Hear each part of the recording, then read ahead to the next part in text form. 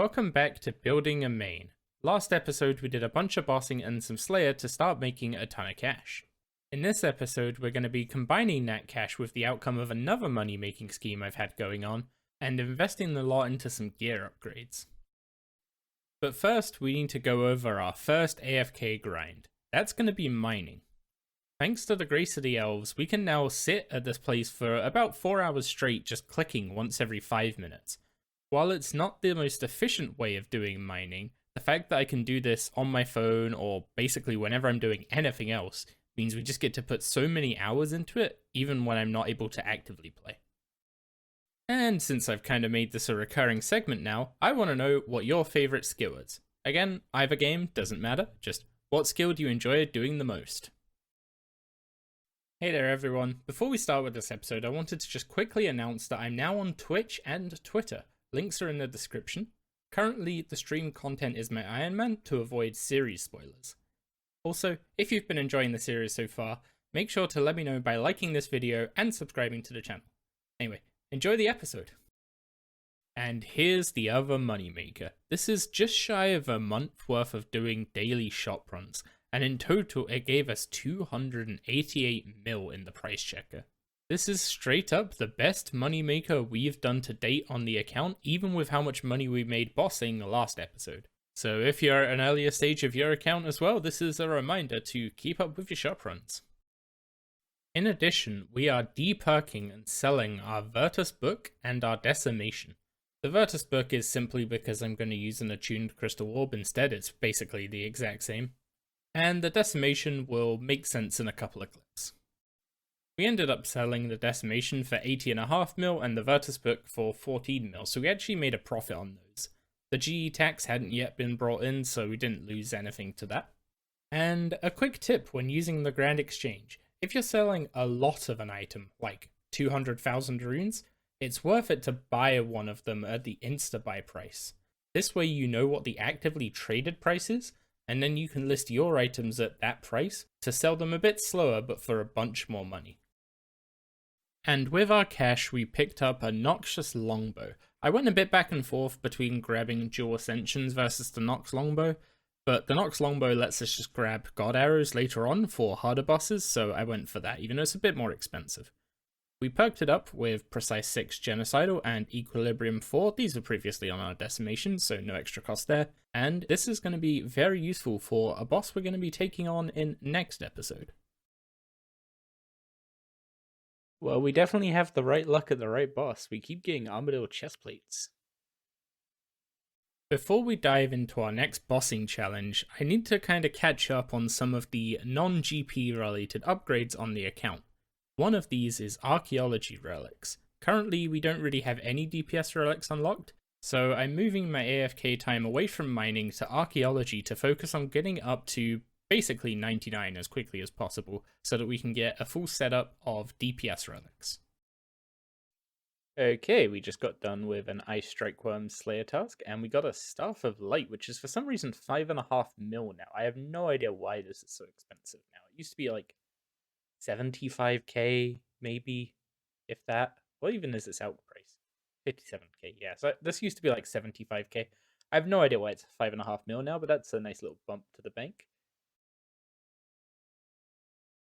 Okay, just logged on to do a Reaper during lunchtime, and we got a Bandos helmet drop, which isn't much, but I thought I'd mention it. Okay, we've restored a ton of artifacts after our archaeology today. We're up to 84 now, so I should have everything restored for 4 new collections, and of those 3 we get to hand in twice. So we should be able to do Smoky Things, Armadillion 1, Zamorakian 2, and Zerosian 2. So I'm going to go and try and hand all those in, and hopefully I've not missed anything. Okay, so after handing in all of the collections except Zerosian 2 to the collector, because I want to save the batteries for when I do Vault of Shadows, we got 2 new relics, which is the Uglog Wellspring and the Queen Mab's Moonstone. So if we offer these, we get Endurance, which is basically the effect from the pool, but permanently. So never lose run energy. And we get farm ecology. That prevents our herb and mushroom patches from becoming diseased. This is much more useful for Iron Men than mains because it honestly seems like herb runs aren't that worth it at the moment. I'm not 100% sure. Prices are kind of crazy, and they're going to get more crazy come Monday when the two economies merge, which is why I've kind of been selling off a load of resources in my bank. I'm expecting a lot of prices to crash. We also got about 63k chronotes from all that, so I'm going to pick up the gloves and the hat, as well as 2 levels of precision upgrades. I wasn't picking up these precision upgrades because on an Iron Man you don't bother with them. You need to sit there for ages and gather materials. But on a main, I have no problem just throwing gold, getting materials quicker, and advancing the skill faster. This has been so much quicker to train than on my Iron Man, and it's been great. Yeah, we've now got almost the full suit. I've not bought the boots because, I'll be honest, I'm abusing Silverhawk boots. They are incredible. We're almost 97 agility from training archaeology. But you get 1,000 XP drops in agility randomly. It's great. Admittedly, kind of overpowered. So something I've had ticking over since we started the account is the Anachronia base camp. I did the usual. You start by upgrading all 3 of these, and then you move on to upgrading the lodges. We now have enough to upgrade the Hunter Lodge to tier 2, which makes Big Game Hunter way easier because the creatures just become blind, almost. So now we actually have enough with Bladed Dive that we unlocked before and Mobile. We actually have everything set up to start Big Game Hunter and get our own Dragon Mattock and save ourselves 40 mil. Given we're at 84 Archaeology and can now get access to the Imkando Mattock, I think it's time we get ourselves a dragon one. Oh. Oh, we got the Dinosaur Rib Bone. So this lets you upgrade the Player Lodge, which you can use to hold a skill cape and get that perk without wearing the skill cape. So, for instance, a hardcore might put their defense cape on there to always have the sign of life active no matter what cape they're wearing. Not sure which one we would end up putting on there though. Like for DPS, you probably put something like strength. I can't remember if it's strength or attack. One of them's really good for like melee DPS. Think about that later though. We actually need to get some 99s first. Okay, unfortunately, our bait box is not yet a deposit box, so I'm only really able to hunt 5 of these guys before I have to move on to the next one by banking. It's unfortunate, but what can you do? Okay, we made some quick and cheap perks for our Crystal Hatchet. We got Honed 4 and Refined 2. Rapid 2 I don't think actually works on gathering tools, but maybe it does. And we also managed to get a Rapid 4, which we're going to be using when we do smithing. There is 77 Hunter and Grenwall Spikes for the loot. We just got the Archeology pet. Sweet. Unfortunately, we've not got any pieces of the Mattock here. We've got 2 from previous spots, but we still need 2 more. Okay, in our last round of Arcane Apatosaurs, we got the Compass Arrow. So if we head down here and grab this backpack, we find an old broken compass, which we can repair with the needle, and head back to the Anachronia base camp and return the repaired compass to Erwinson. And in return, we get 25 hunter marks, which is half of the requirement for quick traps, which we really want to get ASAP. So we only need 11 more. And you get 1 for every big game dinosaur you hunt, so we should get that at the end of this hour. Okay, this time I was actually smart and brought a pack yak in with me, so I don't need to drop all of the less useful drops. That's unfortunate. All the dinosaurs at our level have gone into hiding, and we're 1 mark short of the quick traps. And we can't just hunt 1 dinosaur and go and get it and go back, because as soon as we leave, the dinosaur will go into hiding. So our next set of apatosaurs, we don't get to use quick traps, but from the Rexes onwards, we do. Okay, one more round of apatosaurs done, and we can pick up quick traps. So this makes it so we build an arm traps 30% quicker. The way that kind of works with ticks is it actually ends up being a little better than that. I think it like halves the time that it takes to place the bait, and the arming of the catapults I think is a bit quicker than a 30% increase. It makes it a lot better, a lot quicker, a lot smoother. And yeah, that makes Big Game Hunter really enjoyable from here on out. It is definitely the way I'm going to be getting 90 Hunter, at least.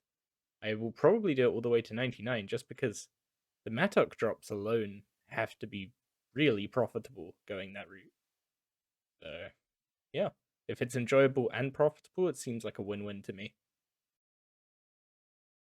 Okay, we're upgrading our medium pens in our farm to zygomates. Now, these aren't the cheapest, they're about 300k each, and because of that, I'm going to be trying to just get a breeding pair of virile ones. And to feed them, we're using enriched fungal spores, which seem to be the best of a bad situation for feeding zygomates. They cost about 1,000 each, which isn't the worst. 2,000 cost us 2 mil, and 1,000 lasts just over a week with 4 animals, I think. So 2 mil a week for farming XP. It's not dissimilar to what you would have spent on seeds before. So, yep, we'll take that. So we now have yaks, chinchompas, and zygomates. I'm debating whether or not to upgrade yaks to dragons when we eventually get to 92, but I think I'll just leave it at yaks because they are very cheap and give a good amount of XP. Okay, I was expecting a bit more of an animation or an interface for this, but we had a couple crystal triskelion keys, so we're testing our luck, and first up is seeds, which not great, but next up, an onyx. Okay, that's good. That's nice and lucky. So this has a chance of giving you like dragon items like the dragon pickaxe, which would save us 40 mil in the long run, but it's very rare, so I wasn't expecting anything. Okay, I used a extreme invention potion to boost up and uncover a bunch of, or discover a bunch of invention upgrades, and one of them is the Alchemizer Mark II, which I'm going to quickly make. The benefit of this one is that it doesn't use fire runes anymore, it only uses a nature rune, which means it can now actively, profitably out many things in the game. One of which being all these onyx bolts that we've been getting as drops. So I'm going to go drop these in with some nature runes. This cache, we are going to hit 95 Divination, which means I am done with caches on this account. I can get to 99 via other methods, but the most important thing is I've now got Incandescence unlocked, which means when I run out of other things to AFK, I can just camp in World 80. I forgot what world it is, but there's a world where incandescents are basically permanently enriched, and you can just get a ton of energy there. So that will either save us money with invention or can make us some good AFK cash. Okay, it's time to get on with the questing, and our first goal is Extinction. And to start that off, we're going to need 80 pylon batteries. So we'll start off by getting 50 from handing in Zerosian 2, and the way we're going to get the other 30 is by collecting all of the stuff in Zerosian 1 and handing it in. We should get the 10 from just doing the archaeology itself, and this gives us a few extra chronotes. Okay, so the reason we need pylon batteries is to activate these shadow anchors. There are 8 shadow anchors, and each of them takes 10 batteries. Once you've powered up all 8 of them, you have permanent access to the Praetorium, I believe it's called. So I'm going to go power up all of these now, and then we can get on with the Vault of Shadows mini quest. Okay, that is the Vault of Shadows mini quest done, so now we can move on to Azanadra's quest. And that is Azanadra's quest completed, which is a really long quest. Some really interesting lore in this.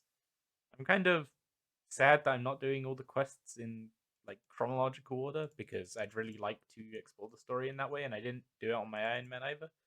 But I can save that for a different account. This one, our goals are establishing a main, so questing is mostly a means to an end here. And that is City of Sentiston complete, which gives us access to 4 new ancient magic spells, among which is Animate Dead, which when combined with Magic Tank Armor gives you a bunch of damage reduction. It's basically crucial for late game mage PVM, so when we get that set up, it will be something we use quite a lot. And among the other rewards are basically the reason that blood and water runes and stuff are all so expensive now. There's not really a good source to get a mass of runes in the game, and the new spells like Insight Fear just chew through runes, especially with the Fractured Staff of Armadale.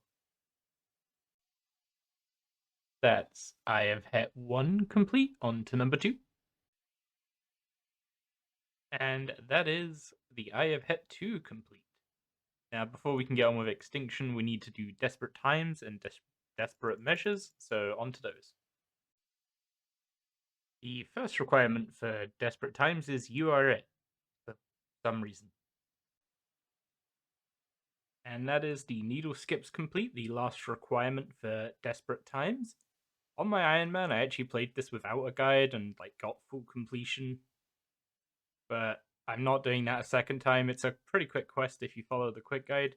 But if you do enjoy these like sloofy, like observation, puzzly kind of games, then I really recommend actually like playing this quest without a guide because it's quite fun if that's your thing. And that is Desperate Times. I was going to just make a joke about calling for desperate measures after this, but I wanted to talk about Karas's Clue Carrier, which is a reward from this quest because it's actually very useful. Gonna save a bunch of bank space, lets us hoard a bunch of reward caskets if we want to. Yeah, anything that saves bank space is good in my mind. And that is Desperate Measures Complete, which is the last quest requirement for Extinction. So we can go and do that now. We also get a piece of the remote totem, which is really useful because it lets you charge all of your Anachronia totems at once from the base camp. So no more running around the whole island to recharge them every week. Very nice. And then we went and got our first totem piece from Big Game Hunter, which was the Totem of Treasure Top. This is perfect. This is the exact totem piece I wanted. And while we do need to go get 2 other pieces, they're way less trouble to get than this one. What the Totem of Treasure does is it reduces the number of steps in a clue scroll by 1. So easy clues go from 3 to 5 steps down to 2 to 4, which is a huge time save when doing easy clues, about 25%. So once we get the rest of the totem, expect to see a bunch of clues. Okay, so everything in my inventory is what I'm going to be selling. I've also got some stuff in my loot tab, but it doesn't add up to too much. This is the bulk of it, and we're looking at about 60 mil. So we'll be going into the merge with about 180 mil. Hopefully that works out pretty good. I'm torn between saving for like an essence of finality, like really going hard on the range setup, or getting like a lance for Slayer. So I'm not really sure what I'm saving up for next, but this is a big chunk of whatever it is. Skipping ahead in the timeline a bit, that is Daughter of Chaos complete. I'm basically just working through upgrading the Infernal Puzzle Box so that I can start Succession at some point today. I've got a few things to do, like the Wilderness Flash events, killing all the demons in the wilderness. And yeah, I thought I'd get that done before doing Extinction. These events are kind of mental. There's a ton of people here. Like, it puts you into some kind of instance or something once you mine the star, and then just so many people here.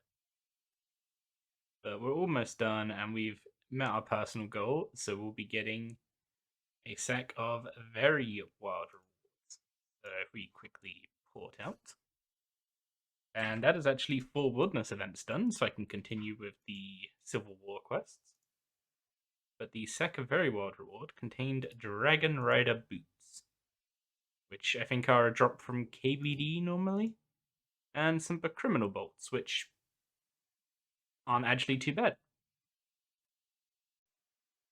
Okay, that is Extinction complete, and I took my time with this quest because I've not played it before, and I really enjoyed that.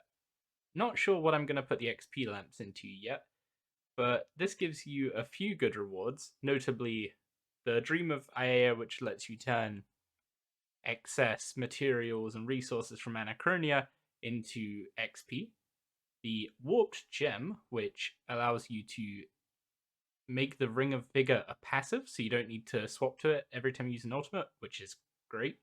We do need to still get a Ring of Vigor to use with it, but we can do that at some point. And then, yep, more upgrades to our Pontifex Ring, and the fletching and fire making stuff that lets you make din arrows, which are some of the best arrows in the game. So yeah, that's Extinction done, and unfortunately I just clicked off of that, so I have no idea what it said. And yeah, now we're going to be moving on to Succession. And there's Civil War 3 complete. I really regret not putting pharmacology on for the gathering of the favor with the druids, because of the 7 patches that I have access to for herbs, 4 got diseased, and then a further 3 of those got diseased a second time. So that took way longer than it needed to. And to finish off the episode, there is Succession complete. In terms of combat benefits, this allows us to put the Infernal Puzzle Box onto our tool belt, which gives us a damage buff and damage reduction in the wilderness. It gives us protection when we're chopping bloodwood trees. It speeds up fletching for criminal bolts. Basically a bunch of wieldy benefits, as well as preventing adrenaline from draining, which is the same effect as the Archaeology Relic, but it doesn't take up one of your free relic slots, so you can use the other DPS relics. How did I forget to mention Dive? That was basically the whole reason I did Succession. Anyway, that's where we're going to be wrapping up this episode, and I hope you all enjoyed watching it. If you did, you know what to do. And as always, I hope you all have a wonderful week, and I hope to catch you all again next time.